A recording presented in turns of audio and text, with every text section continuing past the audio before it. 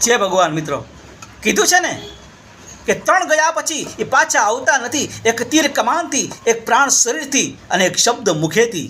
આપણા મુખની અંદરથી જે શબ્દ નીકળી જાય ને એ બોલાઈ ગયા પછી બોલાઈ ગયું. પછી આપણે પરતંત્ર છીએ. જ્યાં લગણ આપણા મુખની અંદર શબ્દ છે ને ત્યાં લગણ આપણે સ્વતંત્ર છીએ. બોલાઈ ગયા પછી આપણે શબ્દ પર કાબુ ન મેળવી શકીએ. માટે કીધું છે ને કે શબ્દના માયરા ન મરીએ, જેણે શબ્દે છોડ્યા રાજ, પણ જેણે જેણે શબ્દને વિચાર્યો એના સુધર ગયા સબ કાજે. પણ રાજા ભરતજી એક સોનાના એ પાટલાની ઉપર એમ કહેવાય કે જ્યારે સ્નાન કરવા બેઠા હતા ને ત્યારે એની માએ એટલું કીધું કે હે બેટા, આવી કંચન જેવી કાયા તો તારા બાપની પણ હતી. એ એકદી રાખમાં રોડાઈ ગઈ. એ શબ્દ એમ કહેવાય કે જ્યારે ભરતજીના કાને પડ્યા ને એ ભરતજી સ્નાન કરી અને ભગવો ભેગ ધારણ કરી અને જોગીડાની જમાયતું હાલી જાય ને એ જોગીડાના એ જમાયતની હારે એમ કહેવાય કે ભરતજી 92 લાખ મારવાના જે ધણી કહેવાતા ને એ 92 લાખ મારવાના મૂકી અને જોગીડાની જમાયતની હારે એમ કહેવાય કે હાલી નીકળે. કારણ કે શબ્દની તાકાત શું છે?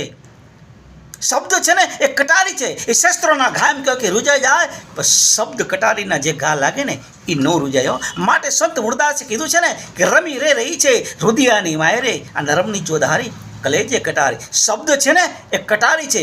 माटे शब्द को जानिए, शब्द को पहचानिए, तोलिए और फिर बोलिए. जय माता जी.